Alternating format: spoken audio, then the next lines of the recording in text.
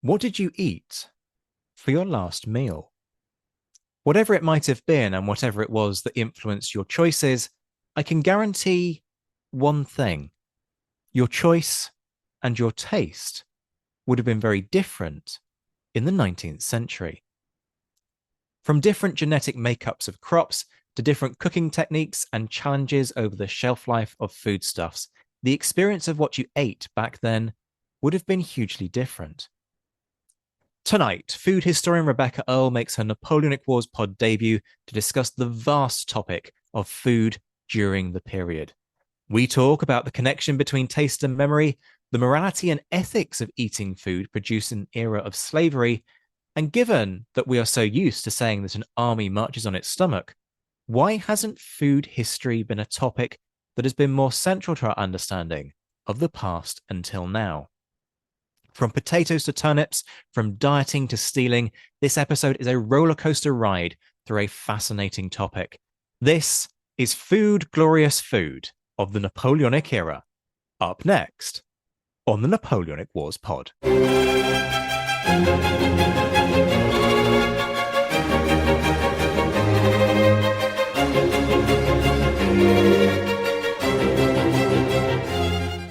Hello, everybody, and welcome back to the Napoleonic Wars podcast. You're listening to Josh Redden, and I hope you are hungry because today we are immersing ourselves in the world of food. We're going to be talking about as much as we can in terms of food's influence on the Napoleonic period, which perhaps surprisingly, perhaps not, is a lot. There is a chance we will make ourselves quite hungry in the process, so bear with us. Joining us for this gastronomical adventure is Rebecca Earle, a superstar in the world of food history whose work on the potato has been much acclaimed and is of special relevance to this period, as we are no doubt about to find out. Her book, Feeding the People: The Politics of the Potato, was published in 2020 by Cambridge University Press, and you can check it out via the link in the description on whichever website you are listening to this episode on. I would really recommend that book. She's also written extensively on the Revolutionary and Napoleonic period in a Spanish-American context, and last but not least, she is a professor of history at the University of Warwick, my own stomping ground. Rebecca, welcome, and how are you? I'm very well. Thank you for inviting me. No problem, no problem. And can I also just mention that when you email Rebecca, in the footer, like when she replies, she has a potato quote of the day, which is like automated. So I don't know how she does it, but it must be like randomized from like an archive of primary and secondary sources. And every day is a new quote about a potato in a historical context. And that has kept me very entertained while I've been organizing this episode.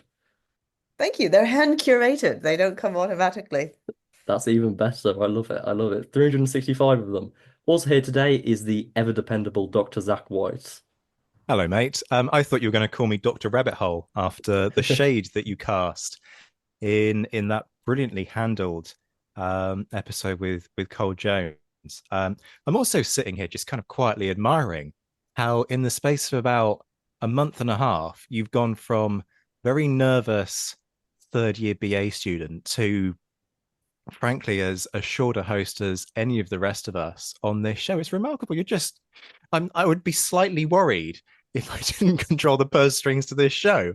It's phenomenal to see how you're kind of leaning into this. So kudos. But yes, I didn't know about the potato quote thing. That is very impressive. So do you choose a new one every single day? Because I would No, just probably forget. every week or so. But Okay. they just there's an endless supply of potatoes in history, so See, it's I'm not very sure I easy. could get away with that for a crime and punishment quote of the day.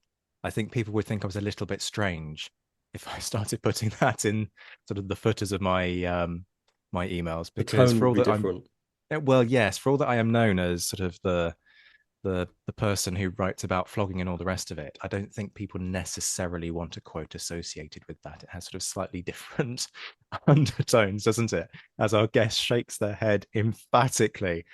No, Zach, don't attempt that. Everybody will think you're a weirdo. Josh, do you want to restore normality to the proceedings and bring us back towards food?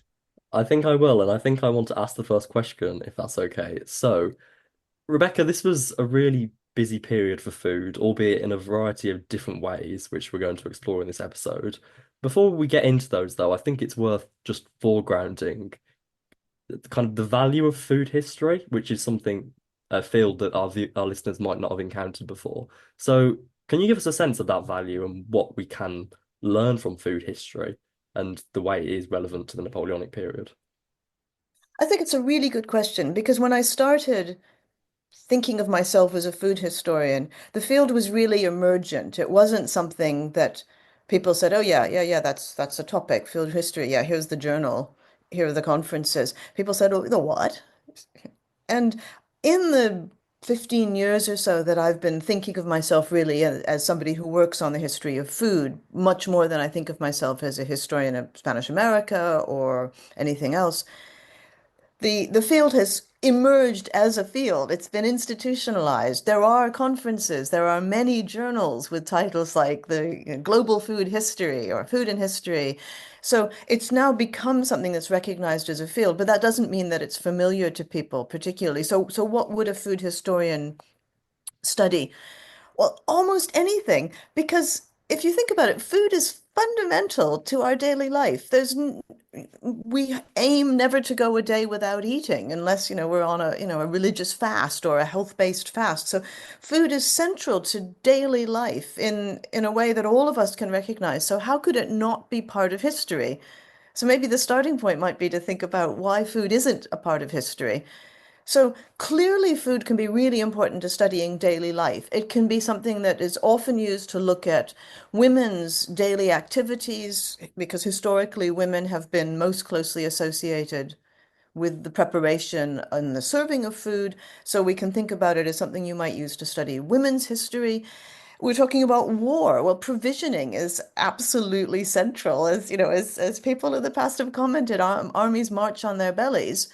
So how could food not be a central part of war, whether it's as a matter for provisioning soldiers or whether it's a strategic arm of war itself, whether it's a reason for the outbreak of war. I mean, we could think about the role of the Ukraine's rich agricultural lands as perhaps a factor in shaping the current war there and the Russian invasion. So it's food is central to war. Food is central to many religious disputes. I mean, what was the Reformation about? The Reformation was fundamentally a dispute about what happened during the communion service. It was partly about what happened during the Mass. Did the bread and the wine that were being offered to communicants transform into the very body and blood of Jesus Christ, or did they remain mundane elements that simply reflected an important religious transformation? There were profound disputes between Catholics and Protestants about that. So we can think about the history of science, we can think about the emergence of nutritional science, the concept of calories and of vitamins and of proteins as a fundamental part of the emergence of chemistry in the 19th century. And I'll shut up with this final comment. And that then could bring us back to the history of women. And so we could look at the way in which women got into the field of chemistry, partly through nutritional science or what you might think of as home economics, domestic science.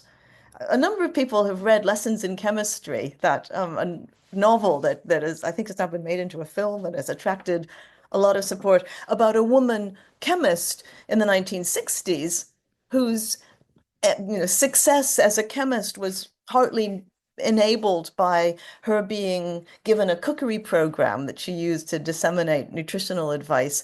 And that's historical, that's true. And going back to the 19th century, lots of the first women who had positions at universities doing effectively chemistry were doing it through home economics, teaching nutritional science, because that was seen as suitable to women. So, I mean, almost anything. So I could go on indefinitely about this, but I won't. I hope that gives you a range of the sorts of things you might look at if you were a food historian. I think that puts it really nicely in terms of sort of the centrality of food within people's lives, and perhaps part of the challenge sort of wrapped up within that, in that because it is something that is so second nature, actually it's not necessarily something that people immediately start to write about. Because think about what folks do today through the medium of social media. You tend not to post your breakfast and your lunch on social media if what you've done is had your sort of bog standard sandwiches or your bowl of cornflakes. But what you do tend to post is those sort of special occasions where you have something fancy.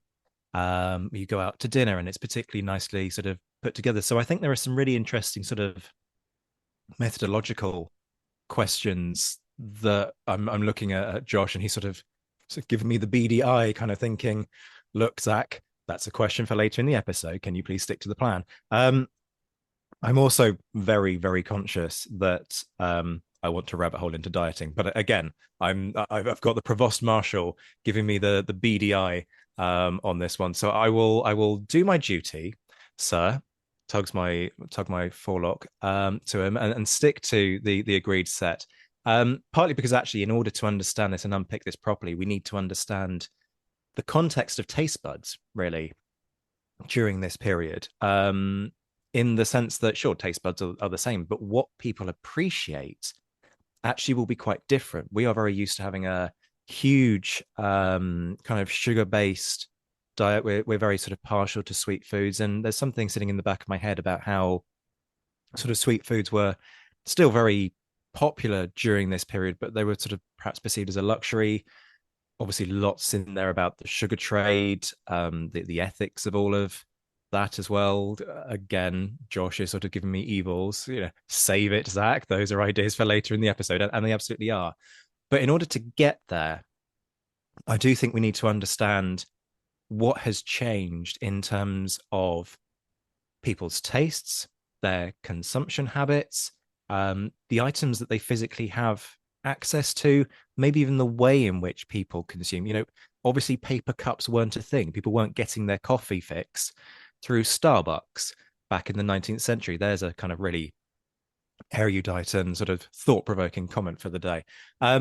So how, I guess, what are people cooking and eating, first of all, at the dawn of the French Revolution?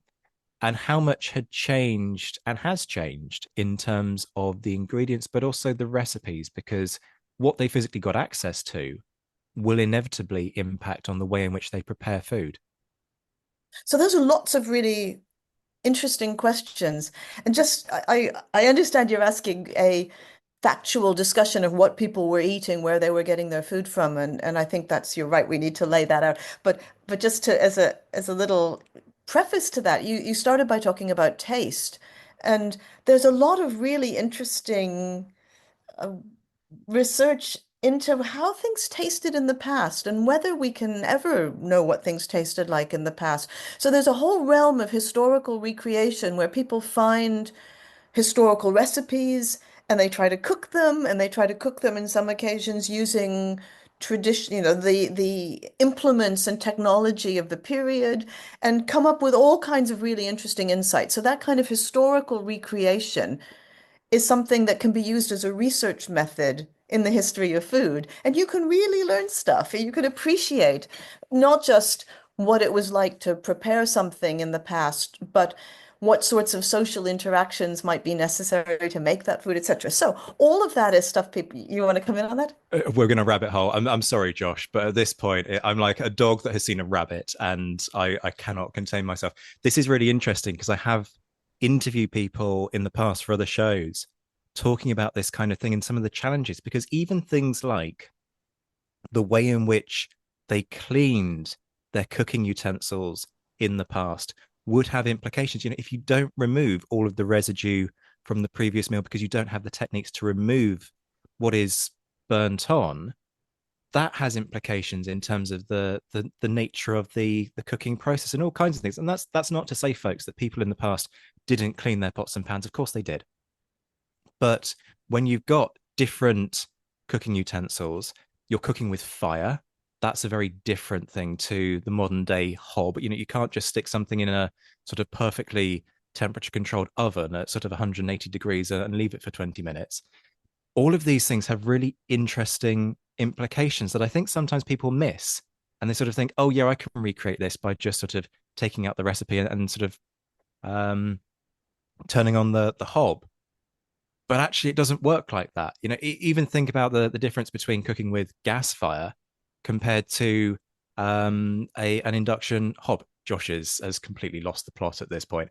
But I want to dig into this and sort of the challenges of of trying to understand that because from a reenactment perspective, people talk about rations and all the rest of it. Well, I don't think anybody has ever done the truly authentic thing of cooking a set of rations, then sticking them in the hold of a ship that is leaky, sailing it across the Bay of Biscay, then sticking it out in the heat of Portugal, then transporting that food on a bumpy road full of dust and all the rest of it, and then thinking about what the implications of that can be for the the experience of the consumer when it comes to sort of eating your biscuit, even if it is twice baked and all the rest of it. So there's so much in there that we could frankly do an episode just on that. Well, I mean, beautifully described. What sorts of travel and mobility experiences food and rations underwent. So I think you're absolutely right. There are all these different dimensions to how a food tasted and to the experience of cookery. I was just reading a novel in which somebody was cooking something over um a wood fire, and they're invited by a bunch of other young women to go out to kind of like a little party. And she decides not to go because she knows her hair and clothes are going to smell of the smoke, and she doesn't feel like she's going to be a very she's going to not be as attractive as the other women who've got themselves all dressed up. So there's all of that is absolutely true, and we're familiar with some of those questions that people debate now. Should you be scrubbing out your cast iron pan if you have a cast iron frying pan, or should you be just seasoning it by wiping it out? So we recognize today the way in which the utensils can shape the taste of the food. But beyond all of that, of course, the food itself may have changed. So the what a carrot tastes like today probably bears very little relation to what a carrot tasted like 200 years ago. And people now comment about how, oh, tomatoes lack all taste, etc. So scientific breeding has dramatically changed the ways in which the foods themselves taste. So even if we did do all of the things that you were describing and transport this poor piece of biscuit, all the way to Portugal and leave it in the rain, whether the wheat has the same flavor is not to be taken for granted. But even beyond all of that, and again, I'll stop with this, and we could go whatever direction you like. It may be that even if you were able to control even for that we'd never really be able to capture what food tastes like in the past, because as a very eminent food historian, Jeffrey Pilcher, commented at one point in a very offhand way, and I think this was a very quite deep comment. He said, "Oh, we can never really capture the taste of food in the past because taste is ultimately about memory. What you Ooh. taste is about how the food, how it connects to your own memories. And so really we can never really recover what that soldier might have tasted when he ate that biscuit." Oh wow. There's a there's a thought in itself, isn't there? Yes. Because what is the and how does that association change over time? If you have, half a biscuit in your pack immediately after a battle, where you have all the smells associated with a battle that's just taken place, all of them very unpleasant, that will influence the way in which that biscuit tastes through because of the connection between taste and smell fundamentally, Mm. and that in turn will instigate a series of memories and therefore sort of fundamentally trauma reflexes. And I have experience of family members who have kind of trauma associations with certain tastes and smells. So I'd never thought of that, but blimey, what a thought that is. With an eye to Josh wanting this interview to actually proceed according to plan. Let's double back though to that sort of that question that we were going to kick off with, in the sense of how things have changed in terms of that sort of progression, I guess, from the Enlightenment through the French Revolution. What are people cooking and eating, and how much has changed? So this was a period of considerable flux and development in what people in Western Europe were eating. So it was a period in which what sometimes are called colonial groceries, sugar, coffee, tea, chocolate, were coming into Western Europe at greater rates than they ever had previously. So there was an enormous growth in the importation of what had once been very exotic and luxurious goods that were becoming ever more affordable to a growing percentage of the population as a result explicitly of colonialism and plantation slavery. So the connections between these colonial groceries and the transatlantic slave trade and colonialism are intimate and have been noted for decades by many scholars. So this is something that people have written about in a variety of ways for some time. But this meant that people who were in, let's say, I don't know, Yorkshire, could be having what we could consider a colonial experience without ever leaving their home region through the consumption of these foods which were coming in from different parts of the British Empire in this case, or in France from the French Empire. So coffee was being grown in the French Empire.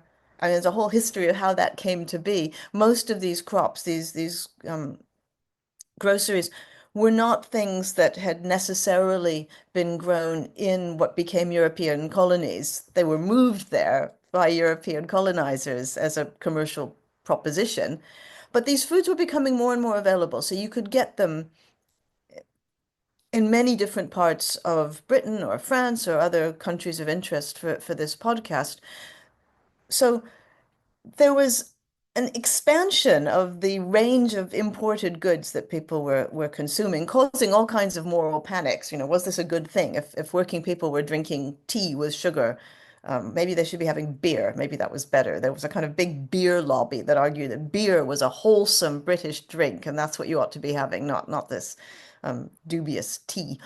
So there was an expansion in that way. At the same time, there was also a kind of basso continuo of starchy food. So the majority of the populations in Western Europe were subsisting on some kind of stodgy starch, whether it was bread or whether it was a porridge or a pottage. This was the backbone of your meal, and it wasn't really a meal without it. And rich people ate bread too. They just ate lots of other stuff. But poor people would be eating maybe a pound of bread a day, something like that. And they might hope to accompany it with maybe a stew with some kind, with a small amount of meat, if any meat, with lots of vegetables. But that was bread, or a bread substitute was really at the heart of the diet. And so you were talking about rations before, and rations, which are basically um, a lot of stodge, a lot of starch, were distinctive in some ways because rations needed to be things that you could carry on a ship. They needed to be relatively stable. But at the same time, they also sort of reflected what people were eating and went on in their own way to shape what people expected to eat as well. But again, that's another topic. Does that set that out sufficiently? Or I could go on about this to, the end of time.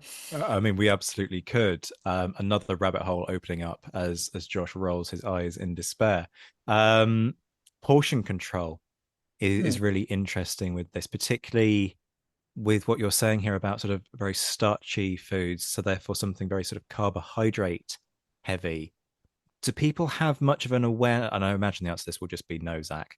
Not even close. But do people have an awareness of sort of nutrition and the need for some balance across their diet, or does that happen through sort of good fortune, I guess, in that sort of certain foodstuffs like vegetables might have been more easily accessible, sort of on a sort of a home market, and therefore might have been cheaper than some of the imports. You know, sugar having to be brought from the colonies would have had a cost associated to it that therefore meant that people were more likely to draw upon things like root vegetables and grains for their food to sort of achieve that balance in a diet that today we don't have those same challenges. You know, if you're hungry and you want to reach for a bag of crisps or a bar of chocolate, you can do that. Well, people have, I think, since the beginning of time, have had a sense about the connections between diet and health. What they've had is different vocabularies for talking about it. So I was mentioning before about the rise of the language of calories and vitamins and carbohydrates and proteins in the 19th century. And that provided a language for talking about whether a food was healthful or not. And in particular, it provided a way of quantifying things. So you could start calibrating and you could work out how many calories you thought different types of people might need, which again, that's a whole another interesting topic. But how did people in the period of in the Napoleonic era think about healthfulness, food, and what was an adequate diet? That's a really good question. And they didn't have easy numbers, so they couldn't say, oh, well, you should have 2,000 calories. So how did you work out what was healthful, and how did you work out how much was enough? And those are two really important questions. In terms of what was healthful, the the model that was really still prevalent in the late 18th century, I mean, it was, a little bit on its way out, but in my view, was still the dominant model, was something that was really ancient, and it went back millennia and was based on an idea of balance and humors. So it was ultimately came out of this very ancient idea that your body is composed of different humors, bile, phlegm, etc., and that you need to keep those in check. And that, humors people were sort of thinking was maybe a little bit not quite right in the late 18th century. But the idea that basically your body was this open, porous entity that was always responding to what you ate, how much sleep you got, how much exercise you took, and that all of that shaped your personal health. That was still a very prevalent idea. And it meant that food was central to your health. So people at the time agreed that what you ate was really crucial and that it might be kind of individual, that what you needed might be a little bit different from what somebody else needed, and that the quantities that might be appropriate would vary, and of course they would vary depending on your lifestyle and whether you engaged in heavy labor or whether you had a desk job. All of those ideas were absolutely discussed and prominent. So people for sure had an idea about this. What was difficult to do was to settle using a language of science what the appropriate diet ought to be for anybody, even if you accepted that there maybe wasn't a universal diet. We might come back to rations on this, rations being a universal diet in a sense. Even if you thought there's not a universal diet, but that different people need different things, what should that diet be for whom?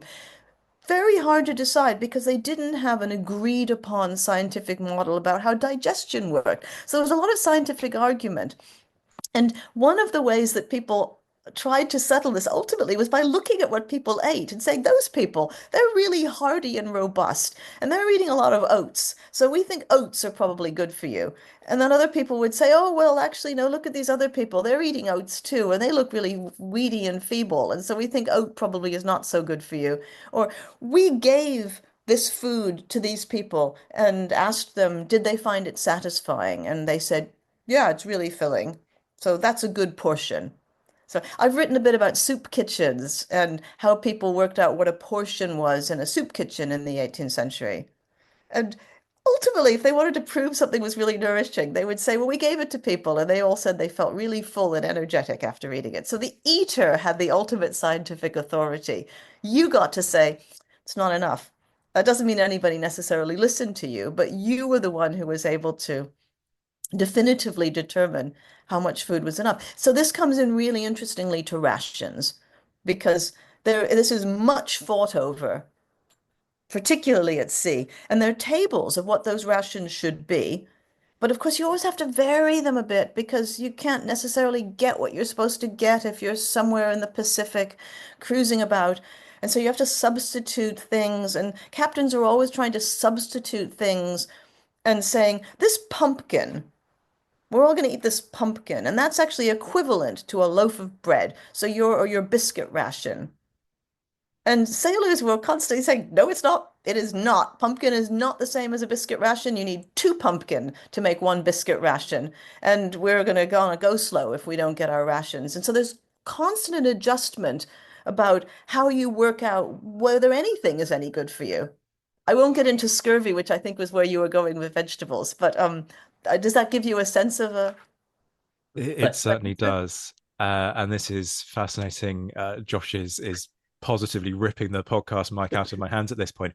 But I just want to make a point about army rations within this, because this is where Ed Koss's work in All for the King's Shilling comes in, right? In that he's looked at the nutritional quality of the food that they're getting, run the numbers on the analysis of what they would get at a calorific level out of their rations, then compared that to what they would be burning just through their day-to-day activities of marching it and fighting it and all the rest of it, and found this deficit, which then feeds into my research, obviously, in terms of this idea that these guys are basically on a starvation diet, and therefore the only way that they can have the sustenance to survive and do the job that the army puts in front of them is to plunder, which then creates this culture of criminality where you've got a choice. You can plunder, you can break the law and live, or you can obey the law and die. And so it just has this trickle down effect all the way through. It's fascinating. But Josh, all right, I will shut up now, I promise. No, that is fascinating, rabbit holes and all. I love seeing Zach's face as we go off topic. The joy is a sight to behold, and it is genuinely a wonder that anything ever got talked about on this podcast when it was just him. Um, Back to the question list. Thing is, though, Rebecca, you never saw the original question list, so you've got it was no the, like, idea two whether we questions ever or something. stuck to the plan for these shows. Okay, I would love to see that. Rebecca, this is the Napoleonic Wars podcast, so I think it's right that we talk about food in relation to war. As you alluded to earlier, someone once said an army marches on its stomach. It might have been Napoleon, might not have been. So with unprecedentedly huge armies moving at breakneck speed across the continent, how did the stomach of those armies stay full? Well, that's also, again, goes back to what Zach was saying about how hungry people were. And there's a venerable branch of food history where people try to do exactly that sort of totting up of what would have been the caloric intake of different sections of society. And were they starving, were they well nourished, etc. So there's all kinds of interesting research of people who try to do that. And there's a counter body of people who challenge the ability of people to actually make those um, calculations accurately or not. I've got no dog in that fight. But in terms of how armies were fed, so I can talk a little bit about naval rations, for example. Yeah, these were super important. And in Britain, they had been the purview of the Victualling Board, which was set up in the 17th century in Britain. It was somewhat unusual that Britain had a branch of government that was devoted uniquely to supplying the navy, but other Western European countries had analogous, if not quite as well-funded and robust institutions, also trying to provide food for sailors in particular. And they were probably this, they were not probably, they were the Victualling Board, the single biggest food buyer in Britain during this period. And they were purchasing unbelievable quantities of food. They were purchasing wheat for biscuits. They were purchasing vast numbers of Cheshire cheeses. They were purchasing huge numbers of barrels of pickled meats, pork, beef, etc. So they were providing food for the Navy on it was a massive catering operation, and they oversaw it, and they had a huge budget because it was recognized that the healthfulness of mariners was fundamental to British security. So whether they were truly well fed or not, is a question that people debate about, but their food was considered to be a matter of national security, and the government invested a huge amount of money in it. They were certainly people who worked in the Royal Navy better fed than people who were on merchant ships by a long measure, and I suspect much better fed also than people who were in land forces. So I'm interested in the thing you were mentioning about sailors, about soldiers operating at a caloric deficit, because those were perhaps people on land. Yeah, Yeah. absolutely. And it gets even more complicated than that, because those figures are based on what the theoretical ration should be. And then, as you've spoken about already, you've got the fact that people have to substitute that because certain items just aren't available depending on where you are in the world. And of course, it gets even more complex from a logistical standpoint because sometimes the rations don't arrive. And so you've got troops fundamentally living on sort of half rations or three-quarter rations and having to find ways to make up the deficits. And this goes, sorry, folks who are listening and are used to my crime and punishment rabbit holes, but this is an issue that's recognized almost all the way to the top. It's part of why Wellington's so sort of almost psychotic about trying to deal with issues of supply. But at a kind of middle management level, you've got majors who turn around to their men in the midst of a campaign and go, look, you know, the commissariat can't supply you. There's a field of peas. I'm going to turn my back for 10 minutes. You're going to go into that field, and I'm not going to notice anything that you do. And it just creates this very different kind of culture in the army, which, as I've spoken to a fair bit on this show, once you let people off the leash to go and plunder food, you're allowing people to go and do something that is fundamentally criminal, which then raises questions about, well, if I see a shiny trinket, if I'm allowed to take food, what's the difference between taking some food and taking something that I could trade in for food further down the line? And so it creates these really kind of difficult scenarios. Also, when it comes to booze, you know, that then becomes really complex. When I'm allowed to take food, why aren't I allowed to take drink? And then it becomes almost impossible to police this. And so the army creates a rod for its own back just because essentially it needs to keep its men alive and can't do that off its own back half the time. Yeah, people were always taking drinks. So if you look at the documentation that's produced through the capture of foreign ships during this period, you get some sense of those sorts of daily interactions. So the as much as the British or the French were trying to sink each other's ships, they were trying to capture them. So much of the naval conflict was about capturing ships and then bringing them into port and then seizing what was on the ship and selling it off and selling off the ship or using the ship, etc. So there's a huge amount of capture. And so ships were regularly being brought into to port, and then everything that was on them was being inventoried. And so we can come on to that in a second, what was on them in terms of food. But also there were regulations about what you were supposed to do when you seized an enemy ship and brought it into port. And you weren't supposed to take anything off it. You were supposed to leave the cargo untouched. You were supposed to leave the captain's possessions untouched. You were supposed to leave the passengers, if there were any of their possessions, untouched. You were supposed to bring it all into port. It would be inventoried, and then it would be divvied up, assuming that it was considered a good prize, something that you had a right to capture. Everything would be divvied up from everyone, from the admiral of the fleet in question, even if he had nothing whatsoever to do with the capture, down to ordinary sailors who would get a share of the prize. So that was the rule. That was how it was supposed to work. And people on the captured ship were always interviewed, and they were asked, "Did anybody take anything from you?" And sometimes they say, "No, no, no, no, nobody took anything from me." But often they say, "Well, yeah, they took some stuff." And sometimes they took a overcoat or they took a pocket watch, but very often they took alcohol. So that was one of those things that just went missing when ships were captured. And it sort of speaks at, sorry, Josh. Look, you can't call me Dr. Rabbit Hole and then be surprised when I rabbit hole.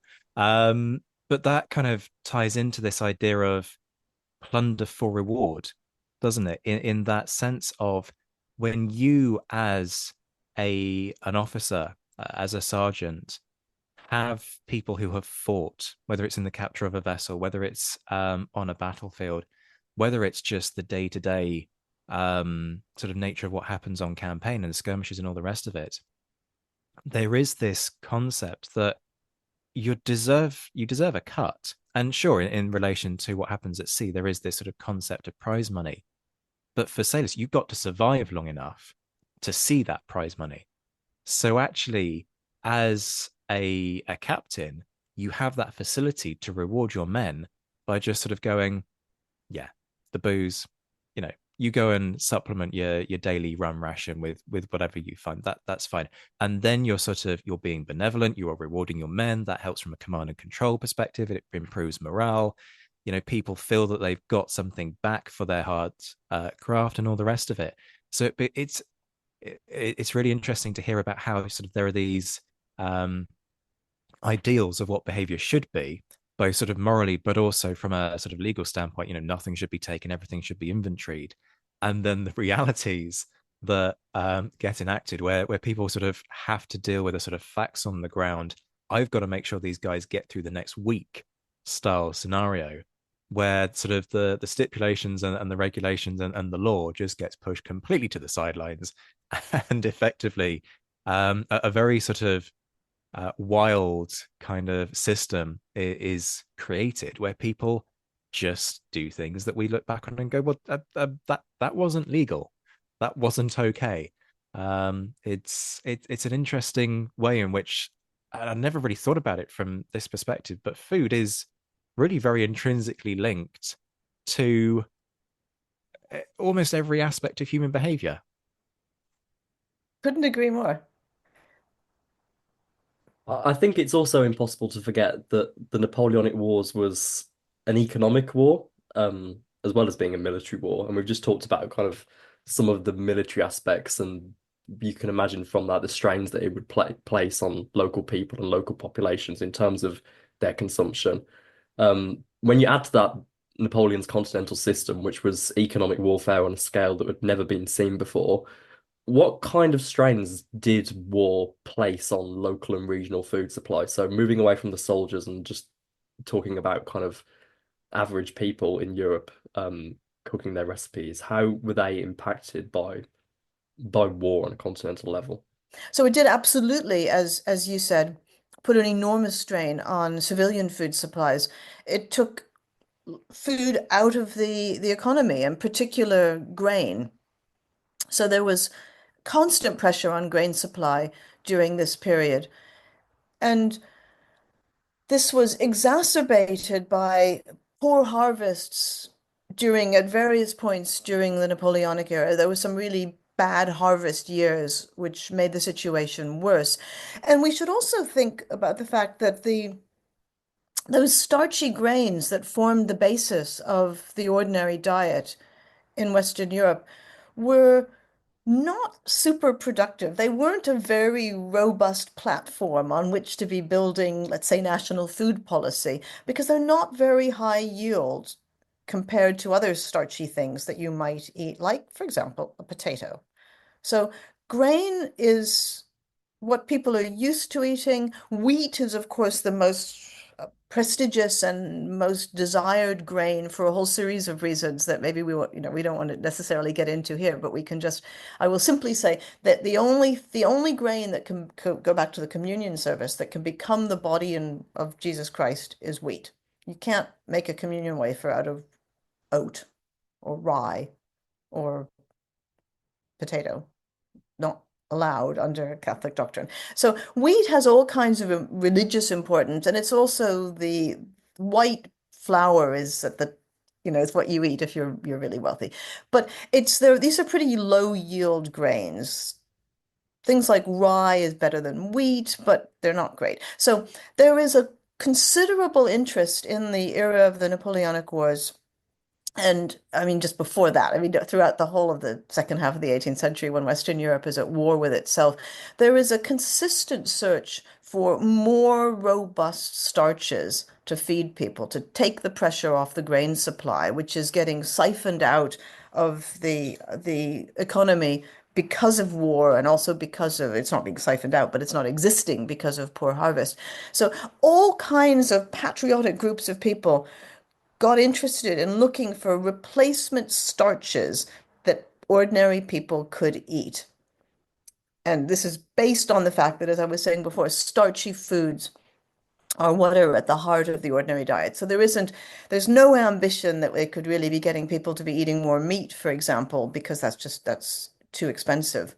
And ideally, what they want to find is something that's really prolific, really filling. Understanding that how you measure whether something is really filling or not is sort of complicated because you have to ask people, do you feel full when you eat this? Do you feel as full as when you eat this, when you ate that? So they want something that's really productive, really filling, and ideally really cheap.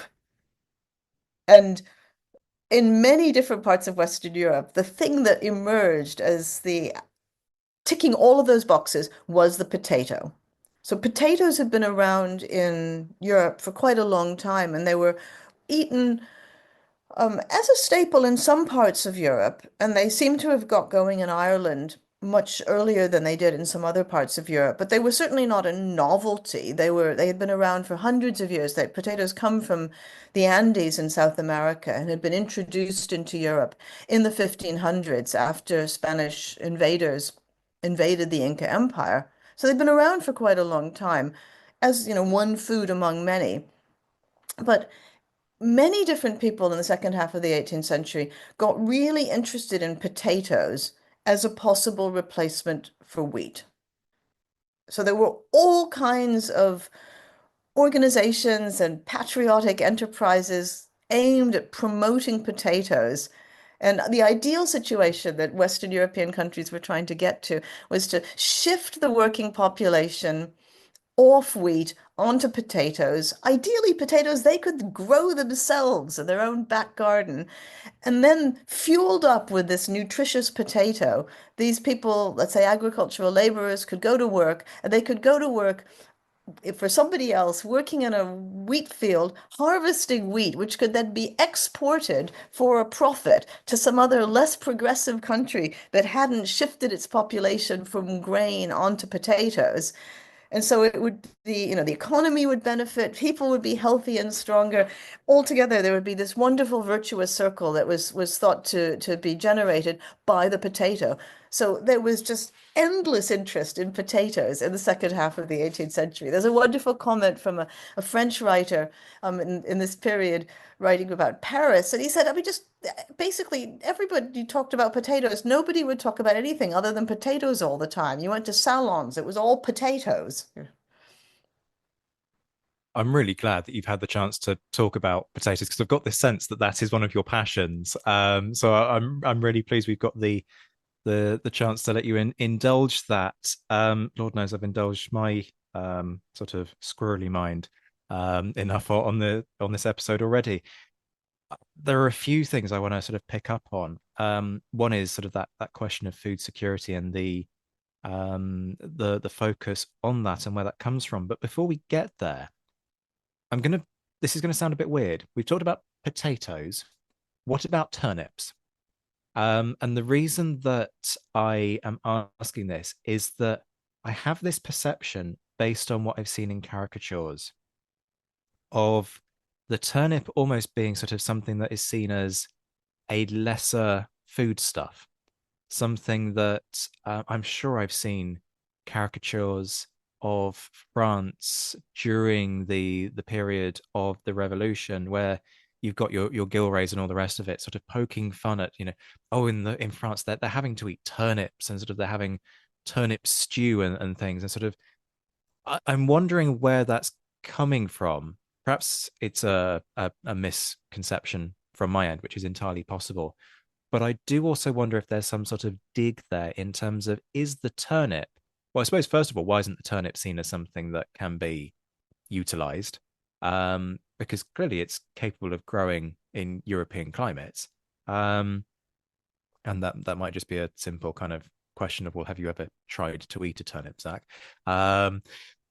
But equally, is the turnip sort of seen as something that you give to the animals? Is it sort of a foodstuff that is grown to sustain your livestock?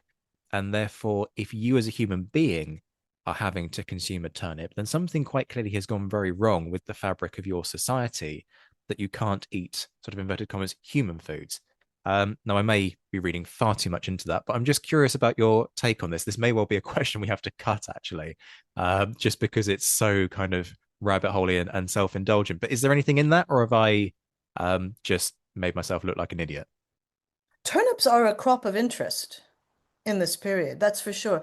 They're part of the new systems of agriculture that are being introduced first, I think, from the Netherlands and then spread to Eastern England, and that are connected with a considerable increase in productivity that has to do with the elimination of fallowing. I mean, when you leave fields fallow, you're to let them regenerate, you're taking that area out of food production, right? You're not using it. So there was a lot of interest in trying to find ways to make fields more fertile and to restore the fertility of fields without having to let them lie fallow and rest. And turnips were one of the crops that were experimented with as ways of increasing soil fertility. So they were they were very much under discussion as an interesting thing to grow. And the fact that you could then use the turnips, for example, as animal fodder was part of that system. And animal fodder isn't just about feeding animals. I mean, it is, but those animals also are a source of fertilizer. So it's sort of a system. And so turnips are certainly something people are really interested in and talking about during this period. Also, I would has qualify a little bit this distinction between things that are fed to animals and things that are fed to people, because there are lots of foods that are used for both. I mean, you feed grain to chickens, right? And so that's the same high prestige wheat, for example, maybe that your aristocrat's white bread is made out of. So there are lots of foods that are seen as being highly suitable for both people and animals. So the fact that an animal might eat a food doesn't in itself rule it out for human consumption. Not ipso facto. It might be a food that just is really good for everybody. So there's that going on. But on the other hand, what's the difference between a turnip and a potato or a loaf of rye or wheat or oat or barley bread? Well, one of them is like real. It's actually true. It's not just a social construct.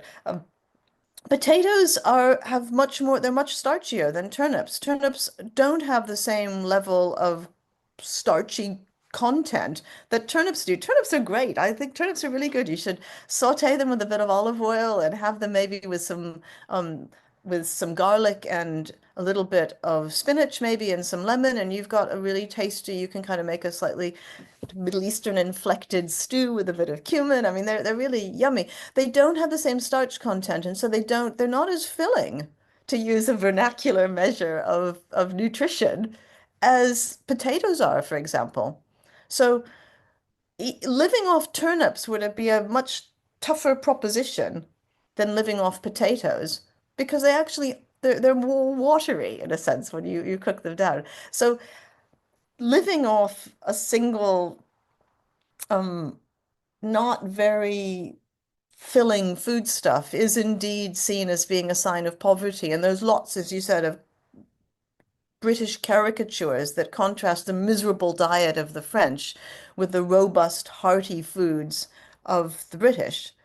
So you're absolutely right about that.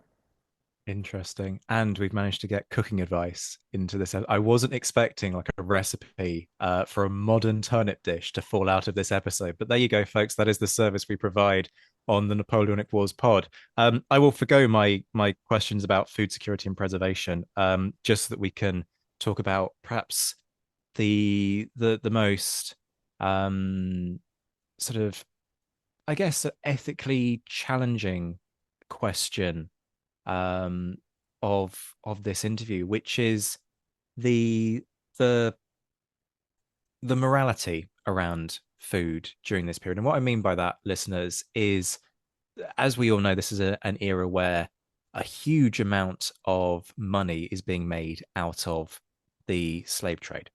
And that's not just in the trade of human beings, that is fundamentally a system that is used in order to provide the labor for sugar, coffee, and tobacco. Those are the sort of fundamentally the three main crops that are being grown in the Caribbean. Now, let's put tobacco to one side for a moment and focus instead on the coffee and the sugar. This is an era where it quite obviously there are growing conversations around slavery and around the morality of slavery. So what I'm curious about is how, well, twofold. One is sort of the feeding of slaves, and what the slave experience is when it comes to food, I have a sense that this will vary quite dramatically depending on the owner and the extent to which they are where they sit on that scale of exploitation. Obviously, all slave labor is fundamentally exploitative, but is there an inclination and an awareness that, well, you have um, spent a huge amount of money on these slaves, and therefore you have a vested interest in looking after them, and how that plays out in terms of the diet that slaves experience, but also in terms of the fact that people are increasingly becoming aware of the brutality of the institution of slavery, are increasingly having conversations about that, and where that conversation sort of feeds into discussions around sugar, around coffee, things like boycotts. What are the sort of the conversations around those kinds of things? So that's obviously a vast topic. There's an episode just on that could be done. But I'd be curious to hear your thoughts on that sort of very big and wide-ranging and waffly question. So moving sort of backwards through the different questions that you raise, there's lots of research on boycotts of goods produced by enslaved people. And so this is something that for a long time historians have been interested in and have written about consumer boycotts against sugar, for example, or sugar produced by enslaved people in 18th century Britain. So the idea of consumer boycotts has a really long history, and it's worth remembering that this is a thing people have been interested in for a long time. And so thinking about the ethics of food production, where our food came from, has a long history. So there's a prehistory to things like fair trade and to the idea of thinking about, is the food being produced in an ethical fashion? This is something people have been interested in for a long time. It's not a kind of novelty of the present. And I think that's really important to remember. In terms of how enslaved people fed themselves, you're right, it varied a lot. So in some parts of the Americas, so just thinking about that region, in some parts of the Americas, enslaved people were had access to provision grounds where they could grow some food of themselves, so maybe had some control over what they were growing. And there's some really wonderful, rich scholarship on the many, many foodstuffs from West Africa that enslaved people brought with them, kind of amazingly, across the Atlantic and were able to introduce into the Americas. So there are lots of foodstuffs that came from West Africa and that enslaved people who had access to what are often called provision grounds were able to grow. So there's that whole aspect. There's also really interesting research on whether West African agricultural expertise underpinned the cultivation of some of the other colonial food crops, in particular rice. So rice was another one of these slave-produced foodstuffs that was being grown in the Americas in places like the Carolinas and then imported back into Europe as a commodity. And so scholars have asked, how did Europeans know how to grow rice? I mean, they grow rice in some parts of Italy, but people in the British Isles, how do they know how to grow rice? Well, they didn't. West Africans knew how to grow rice. And so there's what is, to my mind, really persuasive scholarship that the expertise to grow rice as a plantation crop came from enslaved West Africans who were using this expertise and knowledge to grow rice in the Americas. So that was another way in which enslaved people were involved in food production. They weren't themselves having access to that rice, but that's just something I think is worth commenting on. In other parts of the Americas, enslaved people didn't have access to provision grounds, so they fed themselves through a combination of foods that they were provided with by the people who claim to own them, and I can say a little bit about what those foods might be, and also things like hunting and trapping, which they weren't necessarily supposed to be doing and which might be dangerous and would involve going off the plantation at night and trying to catch food to feed their own families. So all of those different things were going on. What sorts of foods were enslaved people being provided with by plantation owners? Starch, a lot of stodgy starch. and a lot of very low quality dried fish and meat. That was the backbone of the enslaved diet. And the connections, I mean, to bring this back to, well, actually, no, I was going to go back to Captain Bligh and the breadfruit, but maybe something I could exercise some self-control and not talk about. But a bunch of these discussions that I was mentioning earlier about like how much food is enough and how can you tell whether a diet is adequate, and you might do it partly by looking at the bodies of the people who eat that food. A number of the people, the armchair scientists who were interested in doing that, were plantation owners. And they were often trying to make arguments that enslaved people were extremely well fed, really. There was, no problem. They weren't being underfed. And you could tell this because if you looked at them, they looked really hearty. There's lots of writing from, science, plantation scientists saying, well, enslaved people eat a lot of sugar cane. During the sugar harvest, they almost live off sugar cane. And look, they're really fit and healthy. So sugar cane is clearly a very nourishing food. So there's a sort of the bad faith of that underpins the entire system of transatlantic slavery, and the slave system also comes out in discussions of food and what's adequate.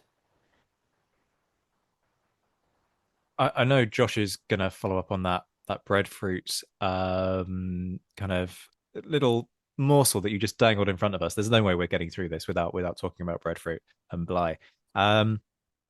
But I am curious about the way in which that might feed into the way people are sort of constructing racial identities, and whether or not sort of one feeds into the other there. Just because I'm very conscious that this is a period where, I mean, Tim Lockley's written about sort of military medicine and the making of race. Increasingly, people are sort of starting to attribute certain attributes of the body to particular kind of groups within the world. And does this conversation about the way in which people process foods differ, in the sense that people start sort of saying that if you live in a particular region or if you have certain characteristics, that will mean that your diet should contain one aspect of one foodstuff over another, or you can live off a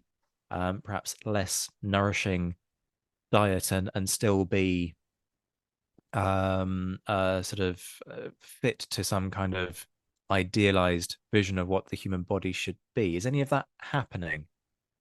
Yes, well, I mean, those are actually very old ideas. So those are not new at all. So going back to this sort of Galenic humoral model of the body, where your body was this personal balance of different humors that responded to your lifestyle and to your state of mind and all of those things. This is a really, really ancient idea. And that meant that a diet that would be highly adequate for one person, optimal for one person, might make somebody else so ill that they might die. So these are very long-standing ideas.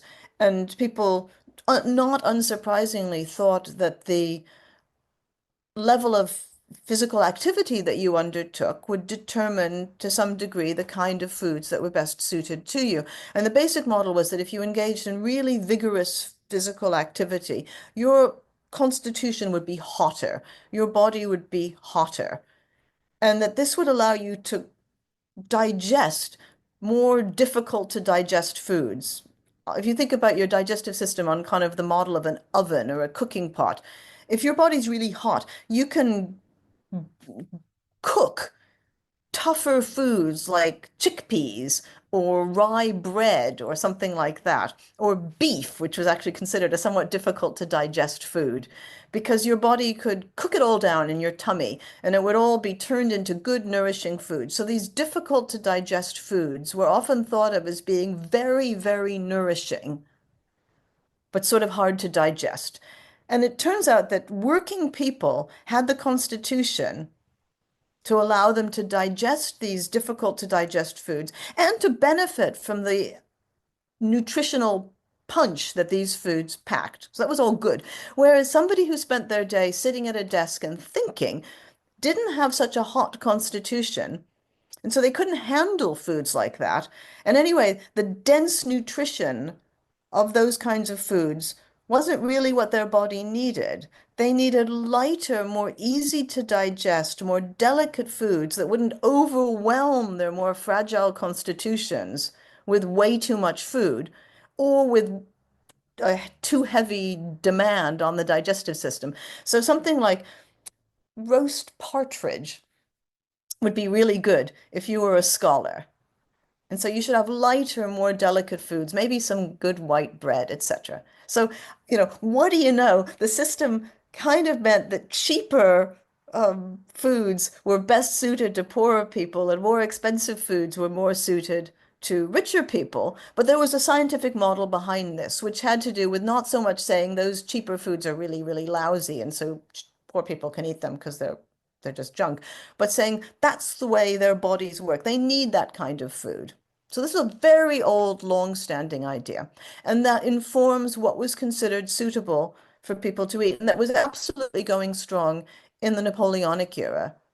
People tried to start to use the new language of science and quantification to beginning to talk about this in terms of things like carbohydrate content. People began to do that, but the ideas are really very, very similar. What was different, I think, in terms of racialization in the late 18th century was the idea that your body, what changed was the idea of how much your body itself could change. So people talked about race in the 16th century.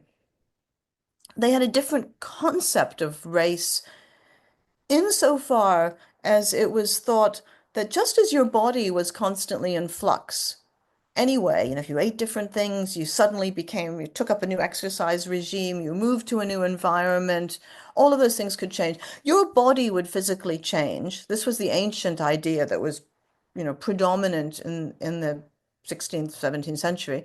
And as your body changed, as you changed your lifestyle, your physical body was changing. Your skin color might change. Your, physical appearance could undergo a quite dramatic transformation. And if not you, certainly your descendants would be different.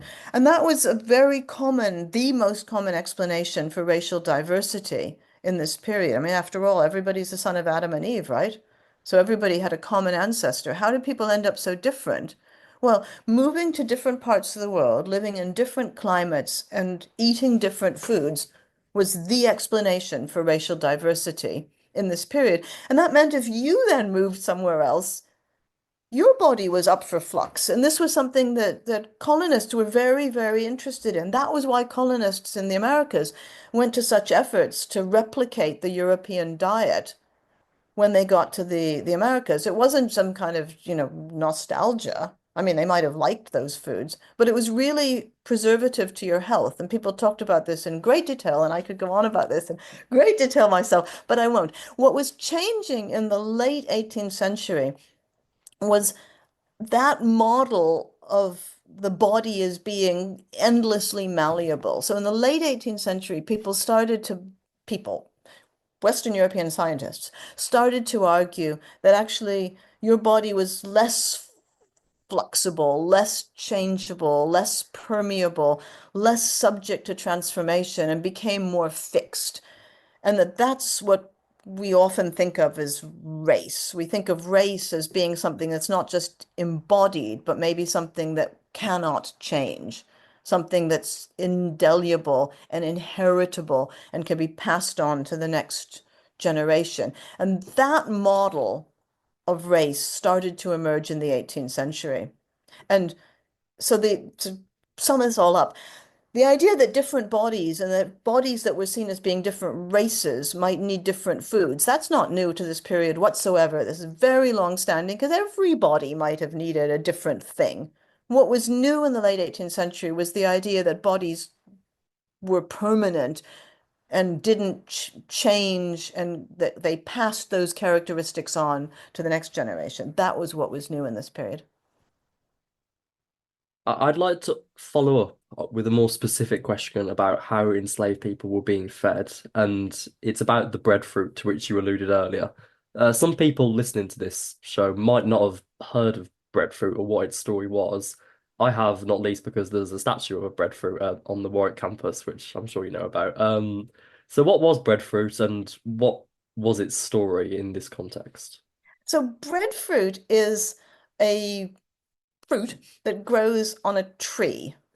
And it's these trees grow in the South Pacific. And so they vary in size. Some of them are quite big, like I don't know, like basketball sized. And I mean, they vary. There are lots. Some of them are long, like a very sort of banana shaped, but much bigger. There are all kinds of different breadfruits. And they come in a thickish skin. I mean, I don't, how could you think of it?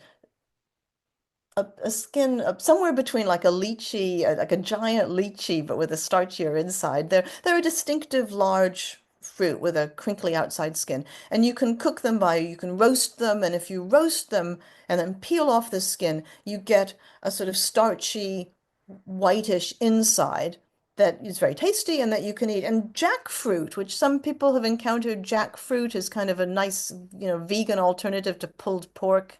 You sometimes get like jackfruit curry, things like that. Jackfruit is sort of related to breadfruit botanically. So this is a thing, and it grows in the South Pacific, and people have been eating it for a long time. And Europeans encountered it on their voyages of exploration in the early modern period. And in the second half of the 18th century, when there was this quest on for starchy new foods that could replace grains, when potatoes emerged as the first among equals, the breadfruit was and also ran in this campaign to find a cheaper, more prolific, more reliable starch to feed poor people. So Europeans got interested, some of them got interested in whether breadfruit could be introduced into Europe, into colonial spaces to provide a suitable starchy food for working people. And so Captain Bligh, who some people may have heard of because they may have heard of the mutiny on the Bounty. They may have had the idea that there was some kind of, there was a film about this from 70 years ago that was once famous. So there was a mutiny on a ship called the Bounty that people sort of know about and there's an interesting story about the sailors mutineering and taking Captain Bligh and putting him out to sea in a little boat and saying good luck, and Captain Bligh astonishingly surviving. And it's an interesting dramatic story. Well, what was this ship? What was the Bounty doing? It was sailing to Tahiti to try to get a whole lot of breadfruit seedlings that were going to be brought across two oceans to the Caribbean, introduced into the Caribbean, and planted to provide a starchy foodstuff to feed enslaved people. That was what the whole thing was about. That's why Captain Bligh had sailed off, and that was partly why the mutiny occurred. And the mutiny was caused by a total breakdown of relations, we could say, on the Bounty. But one of the things that was like the final straw for these mariners was the fact that once they got to Tahiti and they got all these breadfruits, the breadfruits then got better treatment than they did, or at least that was their feeling. So there were like, I don't know, 1,000 breadfruit saplings or something like this on the ship, and they were crowded into the hold, crowding out room for the sailors, and water was going preferentially to water these breadfruit saplings. And I mean, this was just, I think, deeply irritated these sailors. And one of the first things they did after the Bounty was they threw all the saplings overboard. So it was definitely an object of ire on their part. There's again an interesting story about Bligh survived his experience of being put to sea on this tiny boat and consumed with rage and a desire for vengeance, got money out of the British government for a repeat voyage, which succeeded. And they not only tracked down the surviving mutineers, but they also brought this breadfruit to the Caribbean and handed it over to plantation owners and said, here, this shows how much we care about you. We, the British government, have brought you these breadfruit trees. And enslaved and plantation owners were sort of briefly interested in breadfruit as a novelty, and people wanted a breadfruit tree, but they had relatively little interest really in breadfruit because they would have had to devote some land that might have been used to grow sugarcane, for example, or coffee to growing breadfruits. And they actually had very little interest in doing that. One person commented at the time planters dislike them, for they dislike giving land over to anything but cane. So they a great amount of effort on the part of the British government and Captain Bligh, relatively unappreciated by plantation owners, and also for a long time, understandably unappreciated by enslaved people who hadn't been consulted about this and, had, not declared that this was something they were interested in, and who actually did not need more starch in their diet. There were plenty of starches in the Caribbean, ranging from cassava and sweet potatoes to eddos to, I mean, there were all sorts of starchy things that enslaved people were building their meals around. They didn't need an alternative starch. What they needed was more food. And they needed a larger quantity of food, and they probably needed, more and better protein. They didn't need a different starch. So the whole thing was, I mean, in my view, an enterprise in colonial science and a performative gesture on the British government's part of trying to demonstrate benevolence through the provisioning of food supplies, but which certainly took on an iconic quality for a period. And there was a period when everybody got really interested in breadfruit as kind of a sign of um, novelty. The Bolivian flag from 1820, when Bolivia became independent from Spain, featured a breadfruit because this was a sort of sign of modern science. We have talked about an awful, awful lot today, as you will be able to see on by the Oh timestamp my if you've God. made it this far. Oh my We've goodness. we've talked about culinary science, armies, ships, plundering, slavery, and we even gave you a recipe to try it for yourself along the way. We are not just the Napoleonic Wars podcast. Rebecca, you've been wonderful to have on. Thank you so much for joining us. It's been an enormous pleasure. I'm really, really grateful to you for inviting me onto this wonderful podcast. I'm glad you enjoyed it. Feeding the People, The Politics of the Potato is available on Cambridge University Press website, and I really would recommend it if you enjoyed this episode. Folks, thank you so much for listening. We're off to get some dinner now, very on topic, so we shall see you all next time. Have a good one. Folks, as the festive season approaches, consider whether you'd be willing to do any of these things to spread the Napoleonic cheer. Love the show? Never want to miss the latest news? Then sign up to our newsletter by contacting us at napwarspod@gmail.com and get the regular Napoleonic bulletins direct to your inbox. Looking for a novel Christmas gift for the Napoleonicist in your life? Check out our merch via the link in the description in order to support our work while giving your loved ones something distinctive this winter. If you aren't in a position where you can dig into your pockets, then believe me, we totally get it. But that doesn't mean that you can't thank us for the episodes that you've enjoyed in a different way. All podcast platforms have ways for you to leave your reviews, so just spare us 2 minutes and leave a review wherever you listen to us. It makes a world of difference in boosting our international ranking and widening our reach.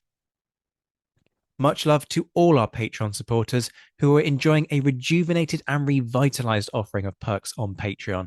Head to patreon.com/the Napoleonic Wars pod to find out how you can join a buzzing community of like-minded Napoleonic nerds who are enjoying things like courses, socials, a book club, green room access to recordings, early releases, exclusive episodes, and much more besides. Their support is empowering us to triple our output and develop new exciting documentary channels. So if you want to be kept entertained on a daily basis when it comes to Napoleonic nerdery, prices start from just £2 a month. And if you can spare the cost of a cup of coffee each month to support us, it would mean a huge amount. Shout outs to our patrons who, at the time of recording in late October, are in the mentioned in dispatches tier: Rob Griffith, Brendan Teeling, Beatrice DeGraff, Lynn Dawson, Jamie Kingston, Jim Deary, Josh Keeney, Colin Fieldhouse, Stephen Colson, Jim Getz, Stephen Gillen, Hugh Brennan, Alistair Campbell-Grieve, Andy Meakin, Mark Anscombe, Rob Coughlin, Bruins Girl, Noah Fink, Mark Trowbridge, Miles Reedy, Nick Overland, Graham Goodwin, Chris Pramus, Anthony Gumbau, Anonymous American, Martin Pisani, James Fluick, Natasha Hobday, Rod Schwager, Chris Kimball, Gary Dennis, Ted Andrews, Richard Anderson, Arthur Forgy, Sam Moore, Wyatt Pollock, Carol Dixon Smith, Roland Shark, Giovanni, Jean-Baptiste Van Merlen, Darla Vincent, Brendan Hogan, Peter Findlay, Jeff Maple, Ian Harding, Indiana Fats, and Joe Ayres. The Admirals, Mark Chestnut, John Haynes, Mike Guest, Rachel Stark, Mark Duckers, David Priest, David Maxwell, Graham Callister, Sean Sullivan, Stephen Ashworth, Dan Hazelwood, Kate Walcombe, Clemens Beman, Charles McKay, Reto the Sci-Fi Fan, Tim Day, Jason Morn, Tim Pritchard, and the enigmatically named Zed. The Chiefs of Staff, that's Adam Coslin, the Marshals, Ryan Diamond and JC Kaiser, the Legion de Scholars, Dan Hazelwood and Bob Burnham, and in the Crown Yourself tier, Emperor of the First French Empire, Todd Campbell, and the Duke of Wellington, Laird Campbell. We'll be back very soon, but until then, this has been the Napoleonic Wars Pod. On behalf of myself, Liam, Luke, and Josh, take care of yourselves, folks, stay well, and as always, thank you for listening.